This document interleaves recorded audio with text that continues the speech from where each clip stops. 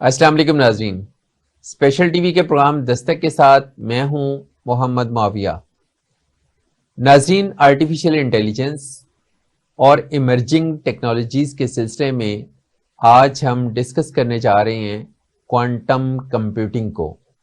और इस पर बात करने के लिए आज हमने अपने स्टूडियो में दावत दी है डॉक्टर वजाहत काजी को, जो कॉमसेट्स यूनिवर्सिटी लाहौर कैंपस में कंप्यूटर साइंस डिपार्टमेंट में तदरीस के शोबे से वाबस्ता हैं।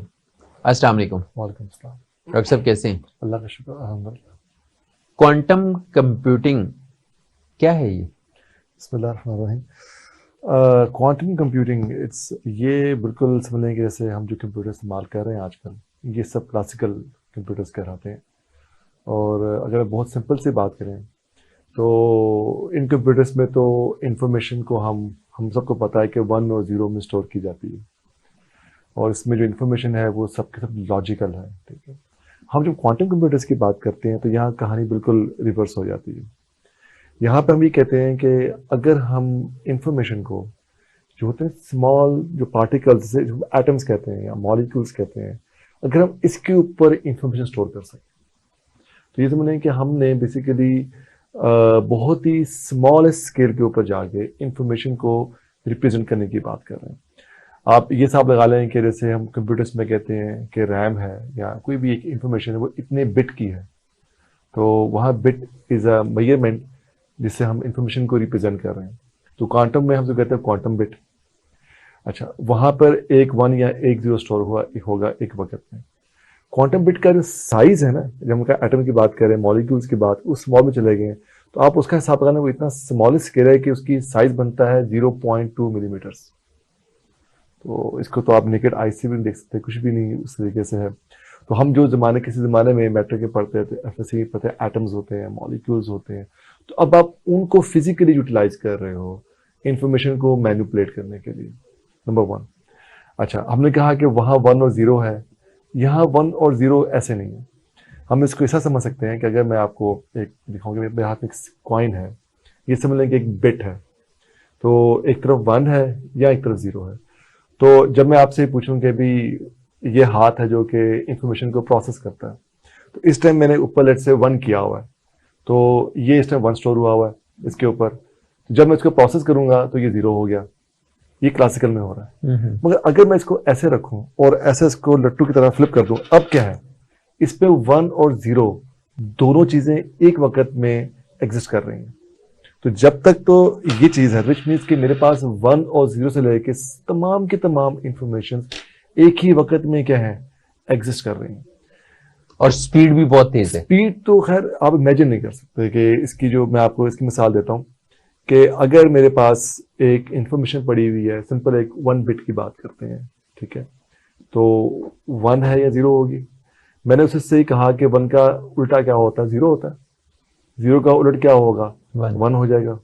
तो जब मैंने कहा अच्छा मुझे बताओ कि अगर मैं 1 को उल्टाऊं तो क्या बनेगा, होगा 0। तो मैंने उसको, मुझे कुछ टाइम लगा है प्रोसेस करने में। क्वांटम में ऐसा नहीं, क्वांटम में 1 और 0 दोनों पहले से मौजूद हैं। फिर मैंने उसे क्या करना है, सवाल पूछना है, उसने कोई प्रोसेस नहीं करना है, जवाब दे देना कि 1 का उलट क्या होगा, 0, और 0 का जो रिवर्स है वो क्या हो जाएगा, 1। तो इसका मतलब ये है कि सवाल में ही जवाब है।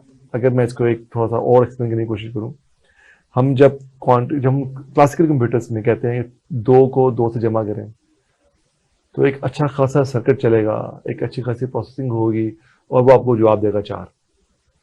अगर मेरे पास फॉर एग्जांपल 8 क्वांटम बिट्स का कंप्यूटर पड़ा हुआ है, तो उसमें 0 से लेके 256 तक तमाम पॉसिबिलिटीज एक ही वक्त में क्या है, एग्जिस्ट कर रही हैं। तो मुझे ये बताएं कि उसको जवाब तलाश करना पड़ेगा या सिर्फ जवाब उठाएगा या प्रोसेस करना पड़ेगा। जवाब मौजूद है, जवाब मौजूद है। तो उसी से देखना 2 जमा 2 आंसर 4 है ये, क्योंकि 0 से लेके 255 तमाम पॉसिबिलिटीज एक साथ के एग्जिस्ट कर रहे हैं। यानी इसको प्रोसेस भी नहीं करना पड़ रहा। प्रोसेस भी नहीं करना, क्योंकि जवाब वहां मौजूद है। प्रोसेस करना पड़ता है, मगर वो प्रोसेस की वो इंटेंसिटी नहीं है जो इंटेंसिटी हम लोग क्लासिकल या इन आम कंप्यूटर्स में देखते हैं। स्पीड की अगर हम लोग कंपैरिजन की बात करते हैं तो ये थ्योरेटिकल मैं आपको स्पीड बता रहा हूँ इसकी। जैसे मैंने कहा कि 54, तो ये नंबर इसमें 2 डिजिट्स हैं, 5 और 4, मैंने कहा 322, इसमें 3 डिजिट्स आ गए, 322, ठीक है। अगर मेरे पास इस तरीके से 300 डिजिट का लंबा एक नंबर हो और मैंने उसको प्रोसेस करना है, उसको फैक्टराइज करना है, कोई भी मैथमेटिकल प्रोसेस करना चाहता हूँ, और मेरे पास आजकल हम जो कंप्यूटर इस्तेमाल करते हैं इसकी स्पीड क्या होगी, 2 गीगाहर्ट्ज लगा लें, गीगाहर्ट्ज में। तो अगर आपके पास 1 टेराहर्ट्ज का कंप्यूटर हो, इससे भी कई स्पीड्स की जो है वो कई गुना हो, और मैंने उस पर ये नंबर प्रोसेस करना हो इन आर्म कंप्यूटर्स के ऊपर, आप एक बड़े से बड़ा नंबर सोचें कि कितने महीने कितने साल लगेंगे। एक देखते हैं आपका ट्रिलियन में अगर हमने कोई काउंटिंग करनी हो तो उसके लिए, मैंने आपका 300 डिजिट का नंबर है, इसको हम करना चाहते हैं, एक वैसी कितने वाइल्ड गैस ले लें, देखते हैं आपका नंबर कितना बड़ा है। हम कहते हैं कि जी हम उसमें 5000 ट्रिलियन को हम कैलकुलेट करना चाहते हैं, 100 साल लग जाएंगे, 150 साल चाहिए आपको उस 300 डिजिट के नंबर को प्रोसेस करने के लिए। अगर मेरे पास इसी ही साइज का 1 टेराहर्ट्ज का क्वांटम कंप्यूटर हो तो उसको लेस देन 1 सेकंड चाहिए प्रोसेस करने में। ये फर्क है स्पीड का। अच्छा, तो क्वांटम जो कंप्यूटिंग है उसने काम करना शुरू कर दिया हुआ? जी, क्वांटम कंप्यूटर्स अब माशाल्लाह मार्केट में मौजूद हैं। मैं और आप शायद अभी अफोर्ड ना कर सकते हो, मगर उनकी जो अवेलेबिलिटी है, अभी पिछले साल जो IBM ने जो क्वांटम कंप्यूटर बनाया है, सबसे जो बिगेस्ट साइज का बना है, जो IBM ने लॉन्च किया था, वो उसमें 433 क्वांटम बिट्स थे। तो दिस इज द बिगेस्ट जो इमेजिन जो हम लोगों ने अचीव कर सके हैं। अब देखें कि और उसका साइज क्या होगा कंप्यूटर का? साइज जो फिजिकल साइज देखेंगे तो वो देखने में बहुत बड़े हैं। अच्छा, क्योंकि उसकी वजह ये है कि हम क्या करते हैं, इनको इस्तेमाल करने से पहले इनमें जो मॉलिक्यूल्स या एटम्स जो क्वांटम पार्टिकल्स को हम लोग कहते हैं आसान लफ्जों में, तो क्वांटम पार्टिकल्स होते हैं उनको आपको पहले फ्रीज करके बैठाना पड़ता है। क्या जैसे एक बच्चा है वो शरारती है, ईद कभी इधर भाग रहा है कभी इधर भाग रहा है, क्योंकि हमें तो लग रहा है जैसे ये टेबल है, ये बड़ा साकिन हालत में स्मूथ है, साकिन है, इसमें किसी किस्म की वाइब्रेशन नहीं है। मगर अगर आप इसको मैग्नीफाई करके इसके डीप चले जाएं, जहाँ पे आप इसके एटम्स को देखना शुरू करें, वहां पर भी आपको मॉलिक्यूलर लेवल के ऊपर वाइब्रेशन मिलेंगी। तो वो तो अपनी जगह पे हरकत में है उस दुनिया के अंदर, ठीक है। तो पहले तो आप जो हरकत में उसको आप कैसे पकड़ोगे, समझाओगे यार कि तुमने ये काम करना है, तो पहले आप उसको फ्रीज करते हैं। तो इसलिए क्वांटम कंप्यूटर देखने में साइज में बहुत बड़े हैं, मगर जिसके ऊपर प्रोसेसिंग हो रही है वो छोटे टाइनी माइनी पार्टिकल्स हैं, जिनको हम एटम्स कह रहे होते हैं। देखने में बहुत बड़े हैं क्योंकि आपने उनको उसके अंदर फ्रीजर लगाए हुए जो कि उन एटम्स को फ्रीज करते हैं, साथ में दूसरी वायरिंग गुजरी हुई, तो उस तरह का साइज बढ़ जाता है। मगर जो असल जहाँ पे एक्चुअल काम हो रहा है वो आपके स्मॉल एटम्स हैं, जिनका मैंने आपको बताया कि साइज क्या बनता है 0.2 मिलीमीटर। अच्छा, उनका जो मौजूदा ढांचा है या इस वक्त का जो साइज है, उसको तो फिर ऑर्गेनाइजेशंस और कंपनीज अफोर्ड कर सकेंगी, वो पर्सनल कंप्यूटर के तौर पे तो यूज नहीं हो सकेंगे। हाँ, देखिए क्वांटम कंप्यूटर के अगर हम एप्लीकेशंस की बात करते हैं तो अभी तो मेरा नहीं ख्याल के बहुत जो नियर फ्यूचर में इवन के जो बहुत नॉर्मल कंपनीज वो भी इनको अफोर्ड कर सकें, क्योंकि इनकी जो बड़ी स्पेसिफिक किस्म की एप्लीकेशंस हैं। अगर मिसाल के हम बात करते हैं तो क्योंकि इसमें सिक्योरिटी रिस्क भी कुछ इंक्रीज हो जाते हैं, क्योंकि जिससे आपने सवाल करना है उसको जवाब पहले से पता है। तो अगर मैंने पूछना है कि माविया साहब के ईमेल का पासवर्ड क्या है सही है, तो सवाल में ही जवाब मौजूद है एक तरह का। मैं ये नहीं कह रहा कि एग्जैक्टली ऐसा है, मगर आसान और लफ्जों में समझने के लिए हम ये कह सकते हैं कि उसने इतनी जल्दी जवाब देने से उसका जवाब पहले से ही क्या है उसमें मौजूद है, क्योंकि तमाम पॉसिबिलिटीज उसके पास पहले ही अवेलेबल है। तो उससे फिर सिक्योरिटी जो है ऑर्गेनाइजेशंस के लिए या अफराद के लिए फ्यूचर में इस बात का इम्कान मौजूद है कि सिक्योरिटी कंसर्न्स पैदा हो जाएंगे? जी, इन थ्योरी हम ये कह सकते हैं कि क्वांटम कंप्यूटर जब फुल स्केल के ऊपर ऑपरेट करेंगे तो इस समय जो इसको कहते हैं सबसे जो स्ट्रॉन्गेस्ट इंक्रिप्शन एल्गोरिथम्स हैं जो सिक्योर करते हैं चीज़ों को, वो 15 से 20 मिनट की मार है कि आप उनको फिनिश कर सकते हैं। तो क्वांटम कंप्यूटर्स की जो स्ट्रेंथ है, तो जहाँ पे इसके बेनिफिट्स हैं वहाँ पे इसका सिक्योरिटी रिस्क भी है। मगर इसमें फिर एक बात है कि क्वांटम कंप्यूटर्स अपनी सिक्योरिटी पे साथ लेके आते हैं। तो क्वांटम कंप्यूटर खुद इटसेल्फ सिक्योर है, मगर उनकी वजह से जो हमारे आम कंप्यूटर्स हैं वो इनसिक्योर हो जाएंगे जब हम फुल स्केल पे चले जाएंगे। अभी तो खैर हम बिल्कुल इनिशियल फेजेस के अंदर है। अच्छा, इनका जो क्वांटम कंप्यूटिंग है, इनका मेटाफिजिक्स जो है उससे क्या रिलेशनशिप है? अच्छा, क्योंकि जैसे अगर हम इसको अंडरस्टैंड करने के बाद हम देखते हैं कि क्वांटम कंप्यूटर का जो कॉन्सेप्ट है और इसमें पावर है कंप्यूटिंग की, वो कहाँ से आई। क्योंकि इसको हम फिजिक्स में जो लोग थे, उनको जो लोग हैं वो जो क्वांटम फिजिक्स पढ़ चुके हैं, वो इसको बखूबी समझ सकते हैं कि इसको बोलते हैं ड्यूल नेचर। ये ड्यूल नेचर आम फहम जबान में मैं समझाने की कोशिश करता हूँ कि अगर मेरे पास एक बॉल है और मैं अगर उसको इस दीवार पे फेंकूँ थोड़ा सा गीला करके, तो हमें नजर आएगा कि जहाँ बॉल जाके टकराएगा वहां पे आपको स्पॉट से बंदे नजर आ जाएंगे। ठीक है। अब समझिए कि मेरे पास एक इस तरीके से एक दरमियान में एक वॉल पड़ी हुई है, उसमें 2 सुराख हुए हैं। ठीक है। ये दीवार सामने वाली है, मैंने इसको बॉल लिया, मैंने फेंका, तो 4 पॉसिबिलिटीज हो सकती हैं। एक तो यह है कि पहले सुराख से गेंद गुजर जाएगा, दूसरे से गुजर जाएगा, तीसरे से टकरा के वापस आ जाएगा, चौथा यह है कि वो गेंद ऊपर से, मतलब हम ये जूम करते हैं कि वो पॉसिबिलिटी हम नहीं कर रहे, हमारा निशाना है वो बड़ा पक्का है, तो 3 पॉसिबिलिटीज आ गई। अब हम जब बॉल फेंक रहे हैं तो जिस होल से गुजरेगा, लेकिन दीवार के उसके आसपास कहीं पे क्या होंगे, स्पॉट्स पड़ेंगे। तो हमें ये आइडिया हो गया कि बॉल जो सा था वो होल ए से गुजरा है या होल बी से गुजरा है। अच्छा, इसी तरीके से एग्जांपल और देता हूँ मैं आपको। अगर आप पानी के तालाब के पास खड़े हो जाएं, जहाँ पे जिसको कहते हैं पूल वगैरह, तो कभी अगर सफाई ना हुई हो तो हम भी देखें कि पूल के किनारे के ऊपर ना हमें वो थोड़ा जंग सी जगह महसूस होती नजर आती है। कहीं पे दाग ज्यादा होंगे, कहीं पे दाग कम होंगे। उसकी वजह क्या है कि आप जब पानी जब मूव करता है तो वो वेव की तरह मूव कर रहा होता है, तो वेव में डिफरेंट पॉइंट्स के ऊपर डिफरेंट एनर्जी होती है। तो जैसे था वो दीवार से टकराता है, जहां पे ज्यादा टकराया, वहां पे जहां कम टकराया, वहां पे आपके जो जंग लगने के जो है मामला वो थोड़े डिफरेंट हो जाते हैं। तो वो क्या है, वेव तरह का हो गया। ये है क्लासिकल दुनिया।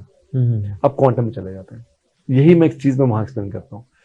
क्वांटम में जो बस लेट्स से आपने इलेक्ट्रॉन लिया, एटम के अंदर इलेक्ट्रॉन होते हैं, तो वो आपने इसी तरीके से वो उसको फायर किया एक खास किस्म की वॉल के ऊपर, वही होल ए और होल बी है। तो हमने क्या देखा कि दीवार की दूसरी तरफ में गेंद की तरह स्पॉट्स नहीं पड़े, रादर वो पानी के पूल तालाब की तरह के वहां पे क्या बन गए, वेव बन गए। अब ये चीज समझ से बाहर है कि ये कैसे पॉसिबल है कि आप एक तरफ पार्टिकल बॉल की तरह की चीज फेंक रहे हैं जो सॉलिड है, मगर दूसरी तरफ आपको पानी की तरह क्या नजर आ रही है, वेव्स नजर आ रही का जो स्पेक्ट्रम नजर आ रहा है आपको। तो ये बात समझ में नहीं आती। जब इसका एनालिसिस करने के लिए कहा देखिए हो क्या रहा है, तो सेंसर लगाया देखने के लिए क्या होता है। तो सेंसर लगाया तो पता ये चला कि दूसरी तरफ अब दीवार के ऊपर वेव नहीं बनी, पार्टिकल की तरह क्या बन गए, स्पॉट्स बन गए। अब ये एक अजीब माजरा है कि जब आप सेंसर लगाते हैं उसको डिटेक्ट करने के लिए तो वो एज अ पार्टिकल बिहेव कर रहा है, जब आप सेंसर हटा देते हैं तो वो एज अ वेव शो हो रहा है। अब ये कुदरत ने उस पार्टिकल के अंदर, जिसको हम क्वांटम पार्टिकल्स कह रहे हैं, उनमें ये खूबी रखी है कि एक ही वक्त में वो वेव भी है और एक ही वक्त में वो पार्टिकल भी। इसको हम कहते हैं ड्यूल नेचर। ठीक है। तो जब ये ड्यूल नेचर है, इसको हमने लिया अपने क्वांटम कंप्यूटिंग के लिए। हमने कहा इसका मतलब ये है कि अगर हम ये ज्यूम करें ड्यूल नेचर है तो ये 1 और 0 दोनों एक साथ अपने अंदर क्या कर सकता है, स्टोर कर सकता है। ठीक है। ठीक है। तो यहाँ तो क्वांटम कंप्यूटिंग का जो बेसिक प्रिंसिपल तो यहां से बनना शुरू हुआ। अब मेटाफिजिक्स यहाँ पे कहाँ आती है। जब हमने ये देखा तो इसका मतलब ये है कि एक चीज यहां मौजूद भी है और यहां मौजूद नहीं भी है। अच्छा, आपने एक डब्बा लिया, उसमें बिल्ली रख दी सही, और आपने ये बड़ा सिंगल किस्म का एक्सपेरिमेंट है, इसको हम कहते हैं श्रोडिंगर्स कैट। आपने इसमें छुरी लेके ऐसे डाल दिया, अब खाने का टाइम आ रहा है बिल्ली के, तो आप उसे खाना खिलाएंगे नहीं खिलाएंगे, क्योंकि डब्बा आपने खोल के नहीं देखना। अब बिल्ली अंदर जिंदा हालत में भी हो सकती है, वो मरी हुई हालत में भी हो सकती है, और वो किसी दरमियान की हालत में भी हो सकती है। तो खाना उसको डालेंगे ना डालें। अब ये एक सचोपन है कि क्या पॉसिबल, डब्बा खोल के देखना नहीं है हमने। तो इसमें फिर हमारे पास एक कॉन्सेप्ट आता है कि मेटाफिजिक्स एक्सप्लेन करता है आपका दिमाग कैसा काम करता है। तो हमारा शऊर है और क्या है, लाशऊर, इसको हम लोग अनकॉन्शियस और कॉन्शियस की बात कर रहे होते हैं।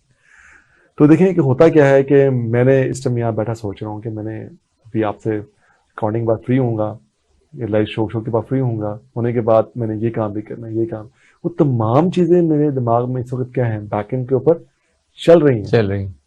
तो मैंने क्या बात की शुरू में कि ऑल पॉसिबिलिटीज एक ही वक्त में क्या है, एग्जिस्ट करती हैं। तो हमारे पास क्वांटम कंप्यूटिंग और क्वांटम कॉग्निशन हमें ये हेल्प करती है अंडरस्टैंड करने में कि मेटाफिजिकली कि हम एक ही वक्त में इतनी सारी चीज़ों को कैसे सोच रहे होते हैं, जबकि इसके बारे में हमें शऊर होता है वो सिर्फ एक या दो बातें होती हैं।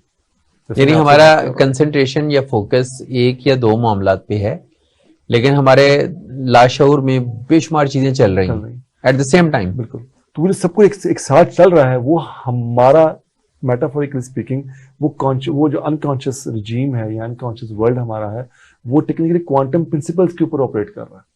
हम सारी पॉसिबिलिटीज सोच रहे होते हैं तो भी फैसला नहीं कर पाया, अचानक से कहते हैं बस मैंने फैसला कर दिया। आपको उसकी वजह नहीं पता कि आपने कैसे फैसला कर दिया, और अचानक से आपको ख्याल आया। वही काम हुआ कि जब आपने वो डब्बा उठा के देखा कि बिल्ली जिंदा है या मरी हुई है, जब उस सिक्के को मैंने घुमाया 1 और 0 दोनों हैं, जब मैंने हाथ रखा तो उठाऊंगा तो अब मुझे पता है 1 है या 0 है। तो जब देख लिया तो अब क्वांटम का अमल दखल खत्म हो गया।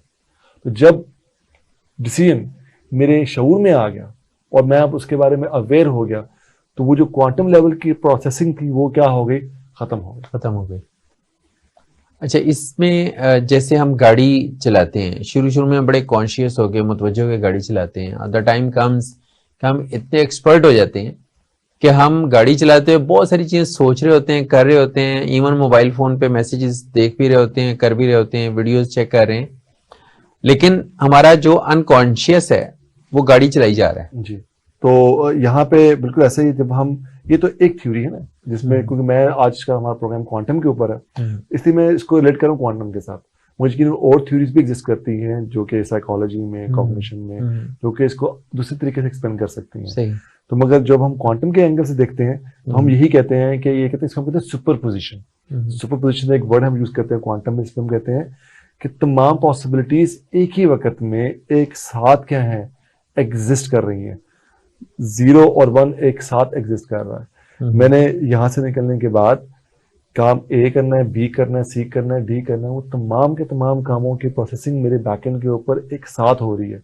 जो सा काम ज्यादा प्रायोरिटी वाला होगा वो सिलेक्ट होगा और मेरे शऊर में आ जाएगा। तो दिस इज वन एक्सप्लेनेशन कि ह्यूमन माइंड कैसे काम करता है। अच्छा, क्वांटम कंप्यूटिंग की जो एप्लीकेशन होगी वो क्या होगी?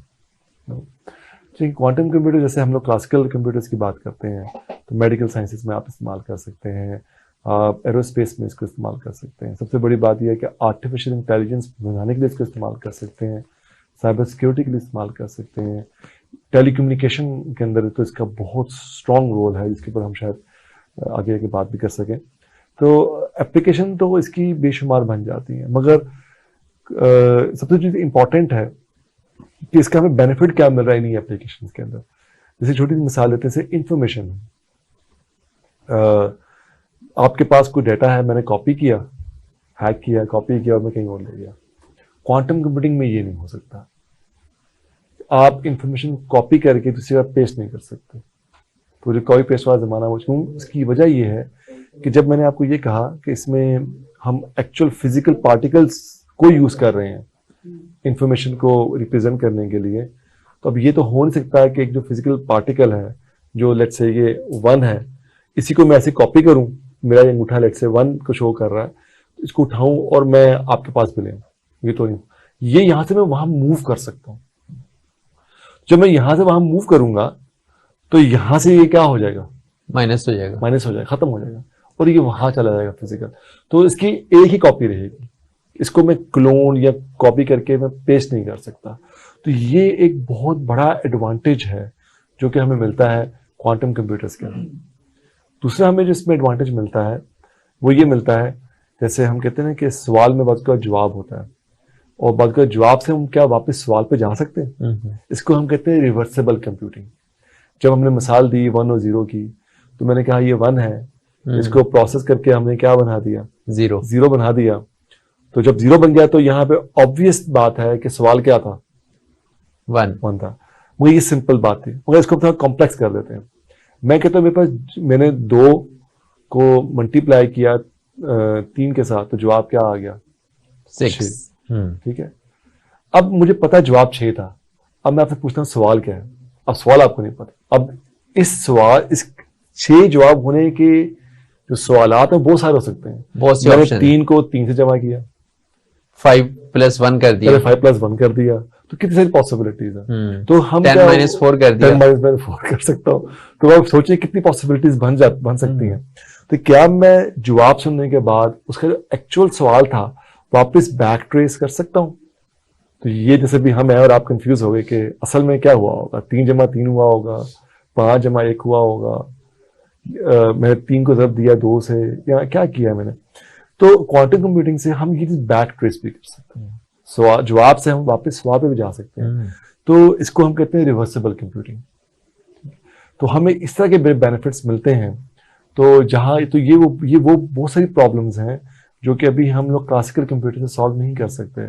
तो इन प्रॉब्लम्स को हम लोग क्वांटम कंप्यूटिंग से क्या कर सकते हैं, सॉल्व कर सकते हैं। हमें ये लगता है एक आम आदमी को कि शायद कंप्यूटर साइंस के अंदर मतलब कि हमारे पास हर मसले का हल होगा। तो they are more than 1000 problems जो अभी तक इनके लिए एल्गोरिथम्स एग्जिस्ट नहीं करते। तो हमें बड़ी उम्मीद है कि उन प्रॉब्लम्स को सॉल्व करने के लिए क्वांटम कंप्यूटर्स हमें बड़ा हेल्प करेंगे। नाज़रीन, यहाँ वक्त है एक ब्रेक का। ब्रेक के बाद हम गुफ्तगू के सिलसिले को आगे बढ़ाएंगे। हमारे साथ रहिए।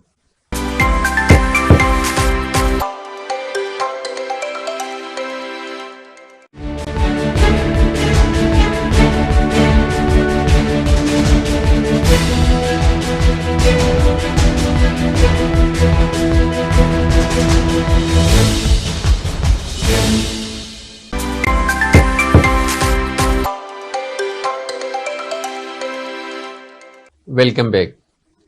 डॉक्टर साहब, ये बताइए कि क्वांटम कंप्यूटिंग से हम किस तरह के मसाइल हल कर सकेंगे? कि जब क्वांटम कंप्यूटर्स का जो कॉन्सेप्ट आया तो हमें ये समझने की जरूरत है कि उसकी जो बुनियादी जरूरत हमें क्यों पड़ी। हमारे पास जो आम कंप्यूटर्स हैं क्या ये काफ़ी नहीं थे?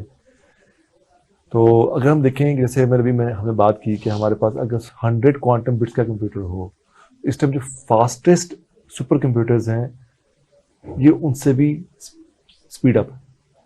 देखिए, अगर आप पिछले दौर में याद करें तो किस ज़माने में पेंटियम कंप्यूटर्स आए, फिर पेंटियम 2 आया, पेंटियम 3 आया। तो उनमें स्पीड जो सी होती थी वो कैसे बढ़ती थी कि 133 मेगाहर्ट्ज़ का कंप्यूटर था, 166 मेगाहर्ट्ज़ का कंप्यूटर आया। पेंटियम से पहले वो 386, 486 और 286 वगैरह हुआ करते थे। बिल्कुल। तो हमने बकायदा उसमें देखा कि हम लोग 100 मेगाहर्ट्ज़ से बढ़ते बढ़ते बढ़ते हम लोग गीगाहर्ट्ज़ तक आ गए। मगर अब आप देखें तो अब ये सवाल कोई नहीं पूछता कि आपका जो कंप्यूटर है वो कितने गीगाहर्ट्ज़ का है। हम देखें कि हमारे पास जो स्पीड थी वो जैसे 133 गीगाहर्ट्ज़ मेगाहर्ट्ज़ का कंप्यूटर आया, फिर 166 का आया, फिर 266 का आया, इस तरह बढ़ते गई स्पीड। फिर 1 गीगाहर्ट्ज़ का आ गया, फिर हमारे पास 1.7 गीगाहर्ट्ज़ तक चले गए, हम लोग 2 तक चले गए। पर कभी हमने गौर किया कि 3 गीगाहर्ट्ज़ से कभी हमने ऊपर कंप्यूटर सुना हो? नहीं, प्रोसेसर का कभी हमने नहीं सुना। हुआ ये है कि कंप्यूटर्स को बनाते वक्त एक लॉ है, उसको कहते हैं मॉरिस लॉ।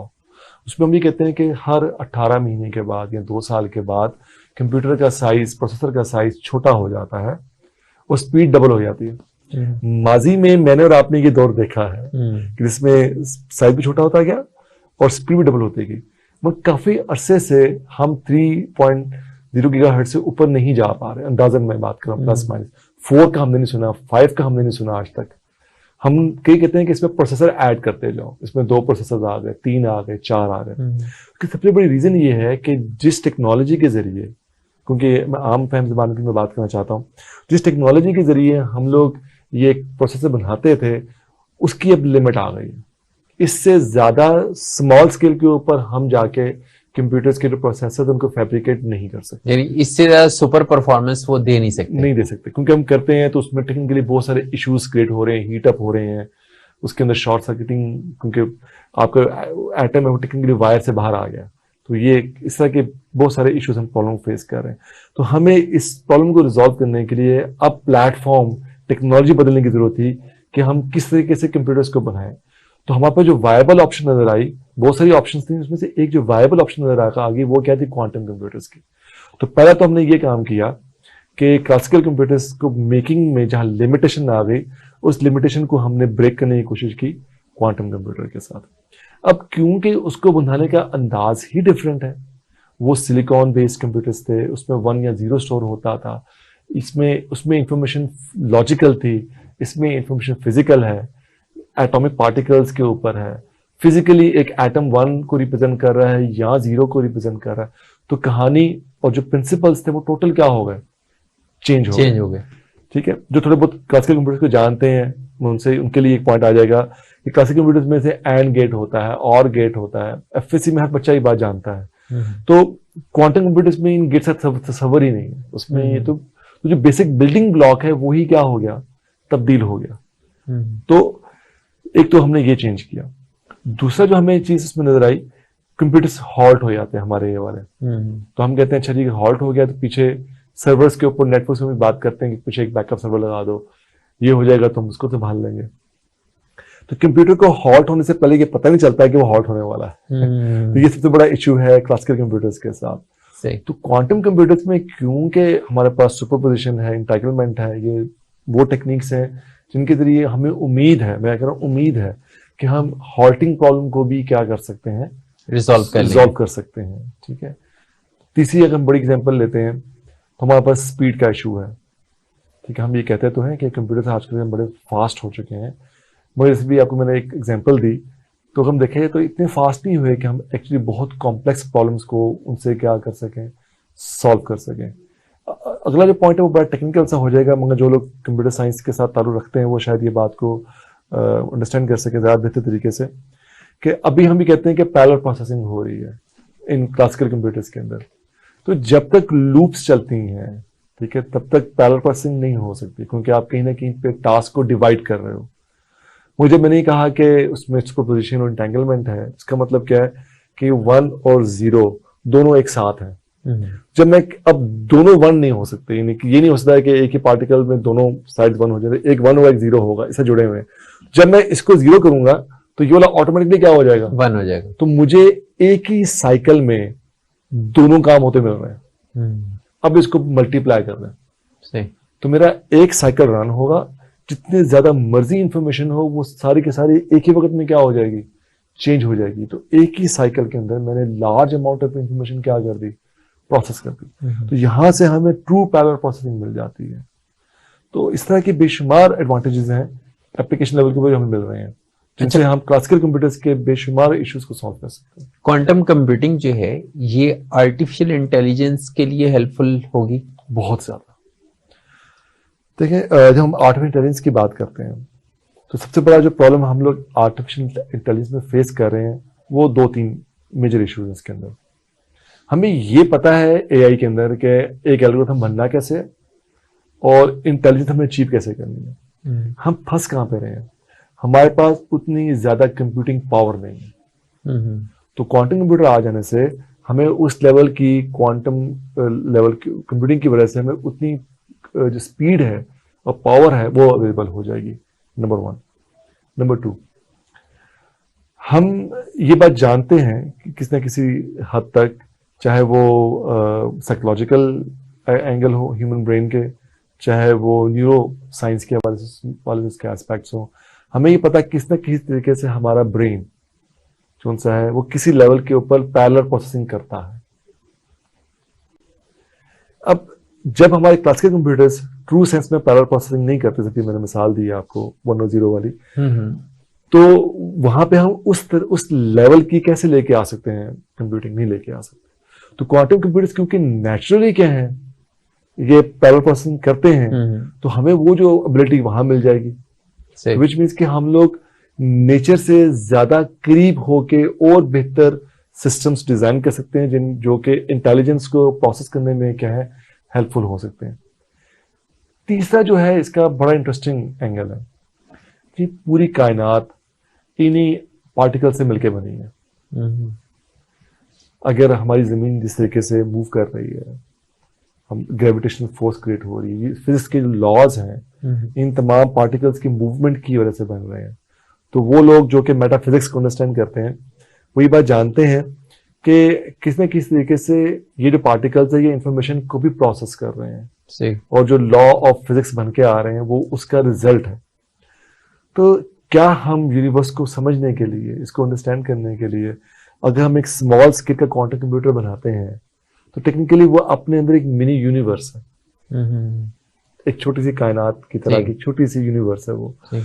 तो हम फिर उस यूनिवर्स को भी स्टडी कर सकते हैं। इससे पहले कभी हम ये तसव्वुर भी नहीं कर सकते थे क्वांटम कंप्यूटर से पहले कि हम इस तरह के लेवल के सिस्टम्स भी बना सकते हैं जो कि हमें कायनात को इतनी डिटेल में अंडरस्टैंड करने में हेल्प आउट हो सकते हैं। तो possibilities are endless with quantum computers.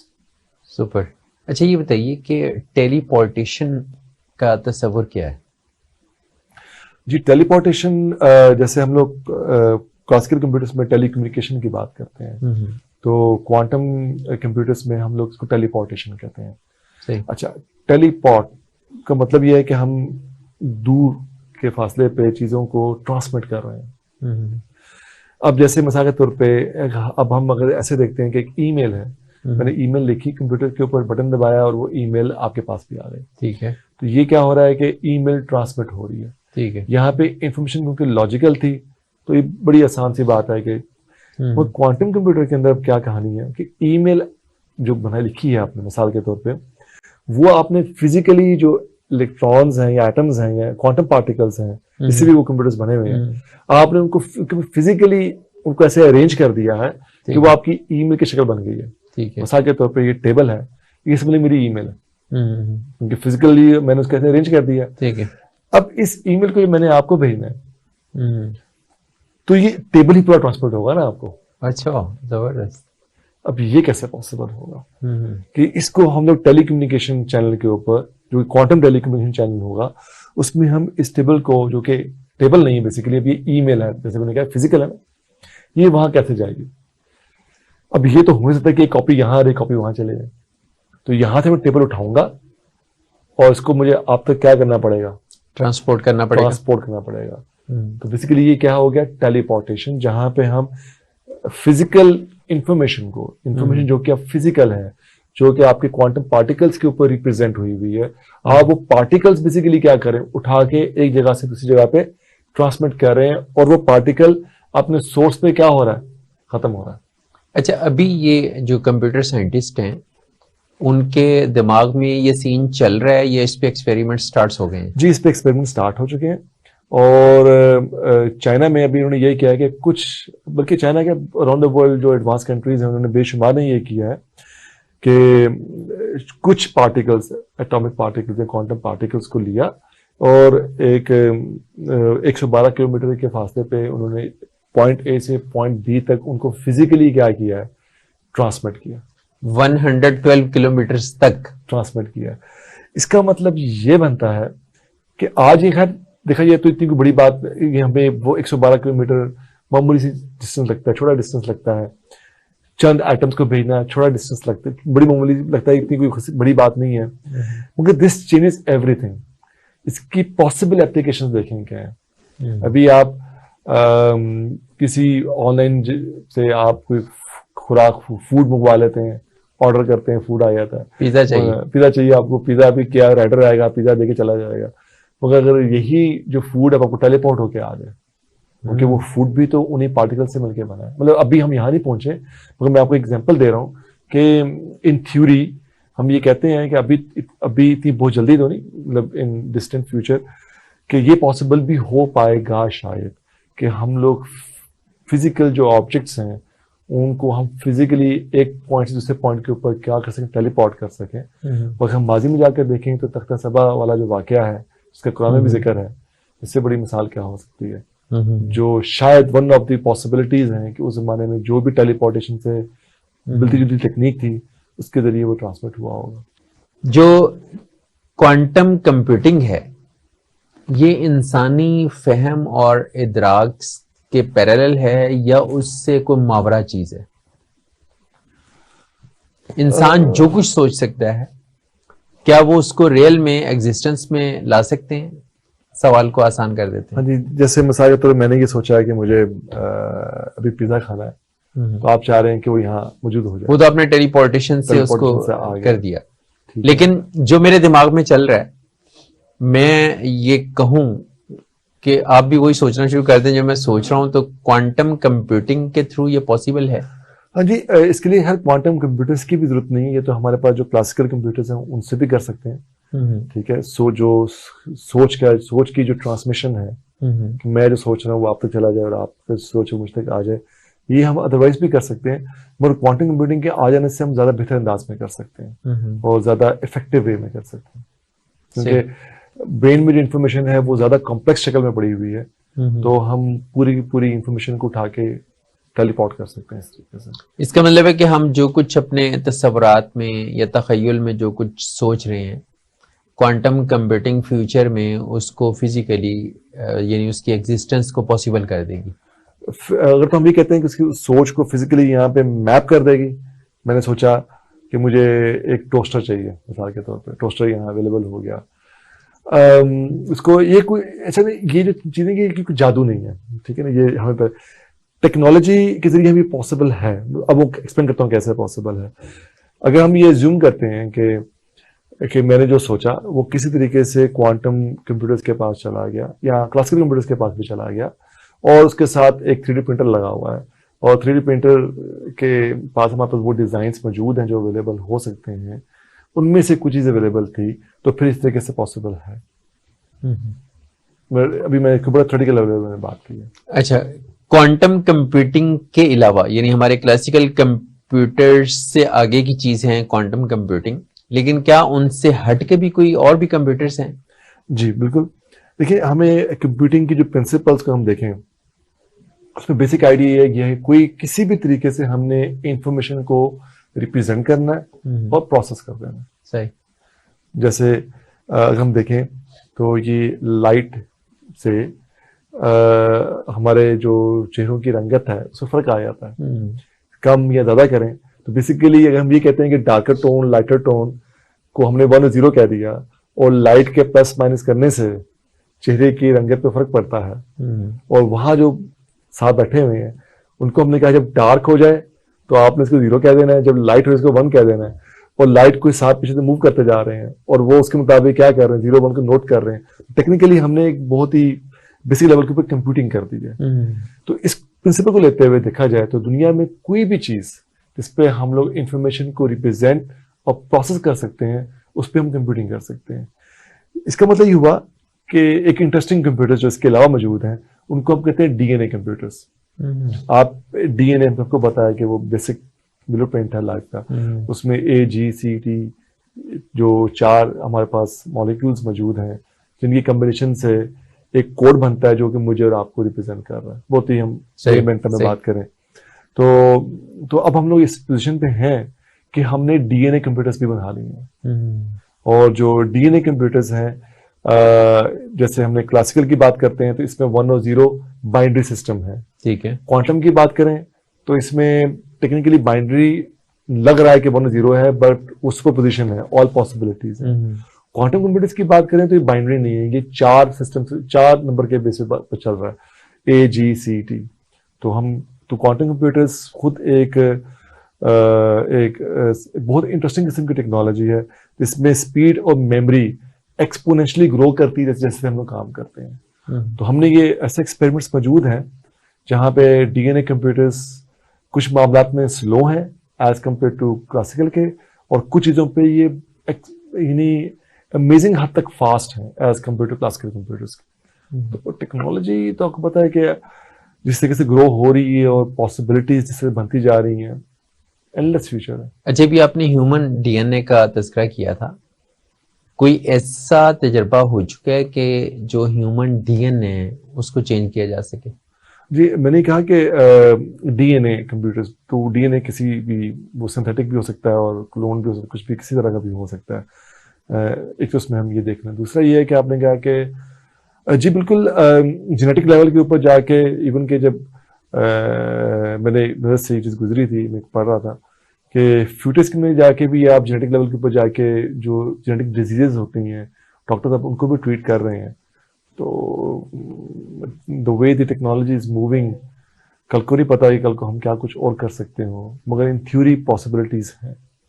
यानी ज्यादा छेड़छाड़ी के नतीजे में इंसानियत खतरे में आ सकती है। अगर आप डीएनए पे एक्सपेरिमेंट्स करना शुरू कर दें और उसमें चेंजेस लाने के काबिल हो जाएं, तो इसका मतलब है कि आपने इंसानियत का जो वजूद है क्या वो खतरे से दो चार नहीं हो जाएगा? टेक्नोलॉजी हम अक्सर ये बात करते हैं कि हर टेक्नोलॉजी के प्रॉस भी हैं, कॉन्स भी हैं, पॉजिटिव्स भी हैं, नेगेटिव्स भी हैं। तो हमें ये बात ज़हन में रखनी चाहिए कि जो टेक्नोलॉजी है वो इट्स जस्ट लाइक कि आपके पास कैंची है, एक टेक्नोलॉजी है, कलम है, एक टेक्नोलॉजी है। तो कलम से भी नुकसान पहुंचाया जा सकता है, ठीक है, और कलम से लिखा भी जा सकता है। तो क्या लिखते हैं आप उससे, ये मैटर करता है। तो उसकी एप्लीकेशन क्या है। अगर आप इन्हीं टेक्नोलॉजी का इस्तेमाल करते हैं क्वालिटी ऑफ लाइफ इंप्रूव करने के लिए, न्यू ड्रग्स डिज़ाइन करने के लिए, इसी का टेक्नोलॉजी आप इस्तेमाल करते हैं पेशेंट्स की वेल बीइंग के लिए, सोसाइटी के वेल बीइंग के लिए, तो पॉजिटिव है। अगर मैं ही इन्हीं का नेगेटिव इस्तेमाल करूंगा तो कसूर टेक्नोलॉजी का नहीं है, इस्तेमाल करने वाले। इस्तेमाल करने वाले क्या है, उसको कैसे इस्तेमाल करता हूँ। बहुत शुक्रिया डॉक्टर साहब, थैंक यू वेरी मच। नाज़रीन, आज हमने क्वांटम कंप्यूटिंग मशीन्स को डिस्कस किया और आने वाले दौर में ये क्या किरदार अदा करेंगी और इंसानियत इनसे कैसे फ़ायदा उठा सकती है, और ये मशीनें किस हद तक हमारे लिए ख़तरनाक साबित हो सकती हैं। इन पे आज हमने बात की। उम्मीद है कि आपको हमारा आज का प्रोग्राम पसंद आया होगा। हम इंशाल्लाह इमर्जिंग टेक्नोलॉजीज़ पे और नई इजादात पे आने वाले दिनों में मुसलसल बात करते रहेंगे। अपने फीडबैक से ज़रूर आगाह कीजिएगा। अपने मेज़बान मोहम्मद मुआविया को इजाज़त दीजिए। अल्लाह हाफिज़।